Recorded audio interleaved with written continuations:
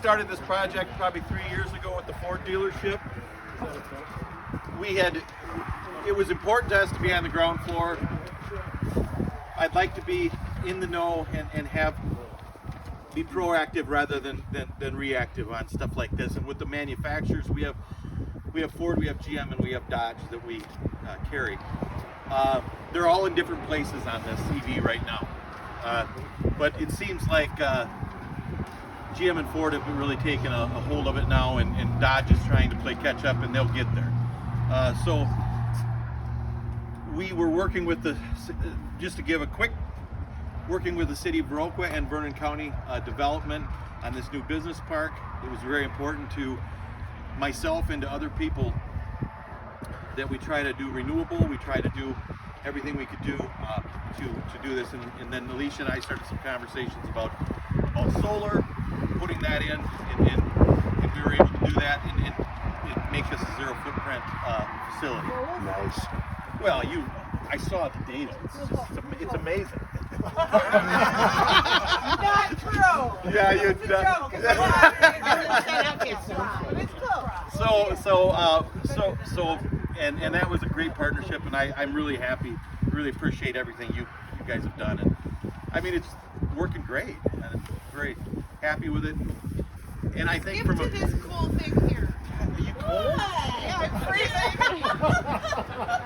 So we designed this. I call it the tree. Maggie's designed it. I drew it on a piece of paper and I sent it to some people. I said, this is what I want to do. I want it to look like a tree. We built the brick and mortar. We did the things. You put the solar panels on top. And then Craig and Vernon Electric partners with us. Started a LLC called Charge. With that, you take over. Thank you. Well, this is it's truly a partnership that made this happen. Started with Charge EV. 30 of the Dairyland co-ops came together and realized that there just wasn't the charging infrastructure out there in this part of Wisconsin. Unless you're on an interstate corridor, there wasn't much for charging. Vernon Electric was one of the first co-ops to kind of head this up. There was some grant money out there. There's 4 or 5 other neighboring co-ops that weren't sure what they were going to do with their money. So we talked them into pooling it together. Our first fast charger in southwest Wisconsin went in Reedstown at Creekside. Yep. And so that was about a year ago. And then there was some grant monies available through Dairyland. The co-ops invested about $1 million in electric vehicle charging infrastructure over the last year. And the group of 30 that started Charge was really designed to help promote EVs, get educational materials out there to people, and to improve the charging infrastructure around the state. And what the co-ops working together did was bring that to rural Wisconsin. And, a year ago, when we bought the Mach-E, we looked at the map, not ChargePoint, but PlugShare, and from Illinois to northern Wisconsin, Bayfield, unless you're on an interstate corridor, there was nothing. If you look at that today, there's chargers 30 plus peppered from Joe Carroll Electric all the way up to Bayfield, and so that's been a good thing.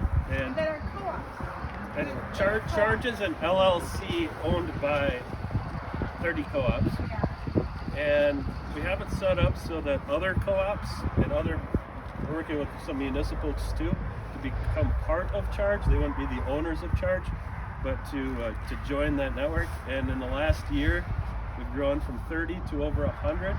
We started it as All over the country, right? regional charging. We intended it originally just was going to be this part of Wisconsin, Minnesota, Illinois. It's national. We have places in South Carolina, all the way out into the Dakotas, and there's more and more interest all the time. There's 900 electric co-ops across the country, and if you look at the land mass, they cover probably 60% of the country as far as providing power to our country. So there's a lot of opportunities there. It's been a great thing, and I only see it growing. And what we have here, if Vernon Electric put one of these in, you would have just saw one of these chargers. We partnered with Richland Electric, pooled our grant monies together, to put 2 DC fast chargers. And working with Spanky, we have the amazing charging tree. If you haven't been here at night, you gotta pull in and check it out. It's cool. Pictures on here. We stopped in one night and took a snap picture that's on here. It's like, wow, it really turned out nice. So, here, pass them out. Yeah. I told Spanky the other day, we Googled, you know, charging spots, and this isn't on there, so will you, like, get this on the internet or whatever, so people know that this is a spot? Yep, Charge EV, all of those are on PlugShare. Okay. For those that are familiar with the different networks out there, there's ChargePoint, Ford has their own, Tesla has their own. Some of them put others on theirs. But what I've seen is if you go to PlugShare, it's not proprietary, and they do a really good job of putting the different networks out there. And the nice thing about that is you can select which network you want. So driving the Mach-E, I don't need to see the Tesla chargers. If I look at the map, I say, wow, I have all kinds of chargers, but maybe I don't. So what you can do is you can turn off the networks that you don't want, and you see the ones that fit you. You can query only fast chargers or level 2. It's a great app from what I've seen, and maybe some of you have seen something different, but that was from my experience. PlugShare is the best app that I've seen. But kind of to your point, Google Maps also has chargers on there now. So you could go to your Google Maps and say, show me where an EV charger is. And more of these are showing up on there. So PlugShare is really good. PlugShare's ChargePoint is another one, and there's a better route for So you mentioned the term level 2, level 3. What level is this considered? All right.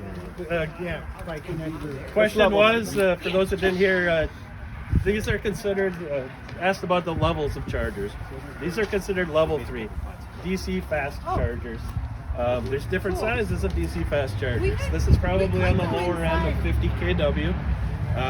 They make them up to 300 kW.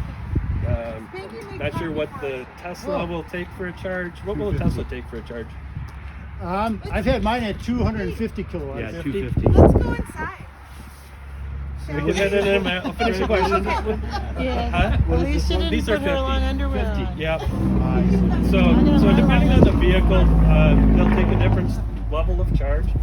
The DC fast chargers pretty much start at 50 kW and go up.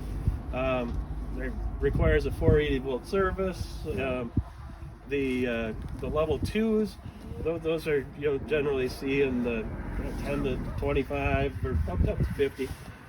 They're kind of all over, and then there's the 120 that you plug in, which it's like a trickle charger. Yeah. One rule of thumb for those that maybe aren't familiar with it, I guess I look at it as I'd say on average your electric vehicle gets about 3 miles per kilowatt hour, and if you take say a 7 kW charger, you're going to get somewhere in that 20 miles per hour range. With a 50 kW, you're going to get somewhere around that 150 miles per hour of charge. So that's kind of a rule of thumb that we use to help people understand where that's at. These chargers we're charging, getting it set up to be able to charge. They bill for the energy used. These are set at 25 cents per kilowatt hour.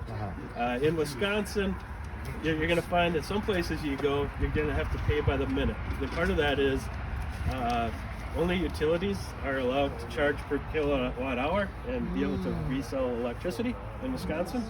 So that's why the co-ops, we're able to charge per kilowatt hour versus by time, which we're actually promoting this through the legislature to get charging per kilowatt hour because it's a fairer way of being able to bill for electricity.